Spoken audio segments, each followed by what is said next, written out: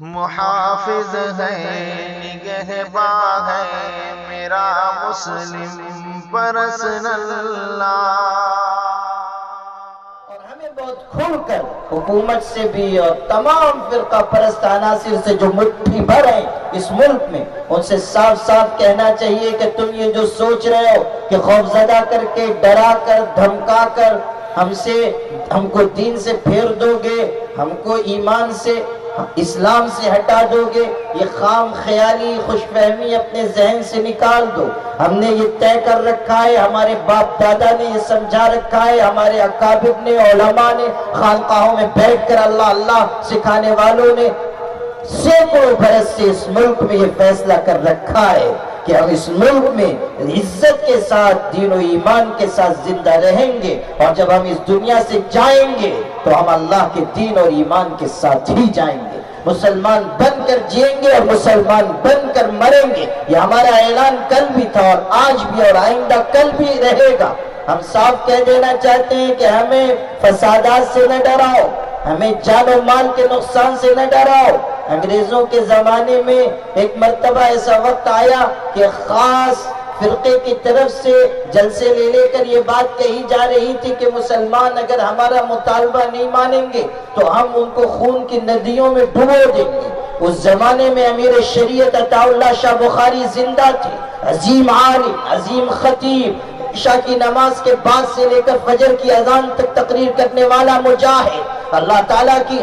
تعالیٰ کے دین کو قریہ قریہ، کوچہ کوچہ، گلی گلی پہنچا دینے والا انسان، وہ شخص جس نے اپنی خطابت سے پورے ملک کے بام و در کو گجا دیا، وہ انسان کہ جس کے زہد کا یہ عالم تھا کہ اتنے لمبی خدمات کے بعد، اتنی شہرت کے بعد، لاکھوں مریدین کے ہونے کے باوجود جب اس کا انتقال ہوا تو ملتان کے کرائے کے گھر سے اس کا جنازہ اٹھا۔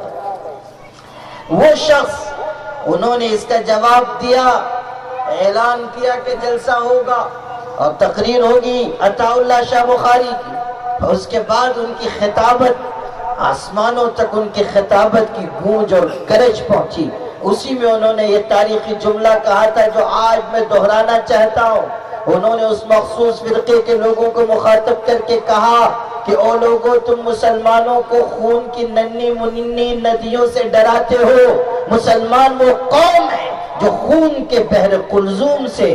گزر کر یہاں تک پہنچے ہیں، اور تمہاری کیا حیثیت ہے؟ تم مرو گے تو تمہاری راکھ ہواؤں میں اڑا دی جائے گی۔ ہم زندہ رہیں گے اسی زمین پر اور مریں گے تب بھی 2 گز زمین اس ملک کی لے کر مریں۔ ہماری حیثیت بالکل دوسری ہے، اور ہم محب وطن ہیں۔ ہمیں ڈرائیے مت،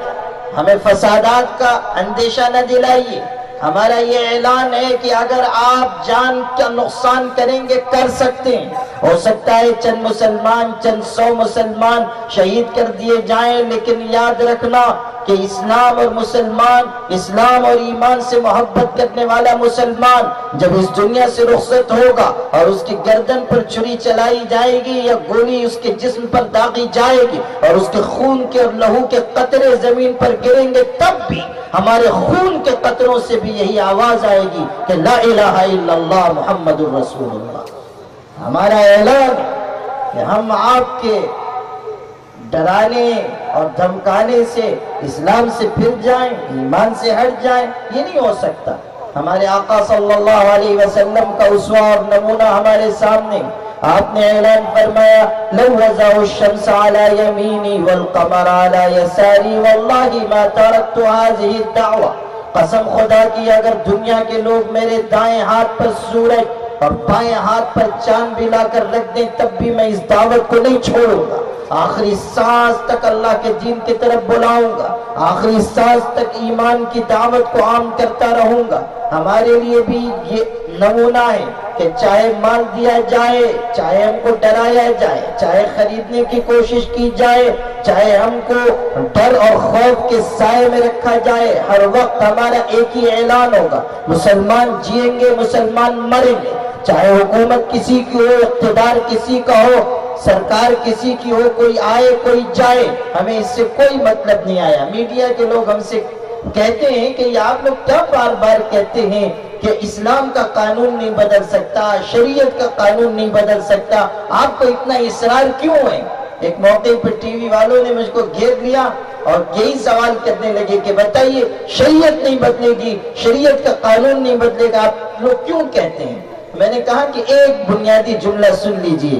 اللہ کا یہ فیصلہ ہے کہ اللہ کی شریعت اور اللہ کا قانون نہیں بدلے گا، بدلنے والی چیز تو سرکار ہے، ایک آتی ہے دوسری جاتی ہے،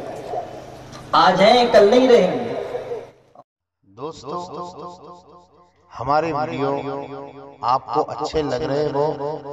لائک کیجئے، زیادہ سے زیادہ شیئر کیجئے اور پلیز سبسکرائب کرنا نہ بھولیں۔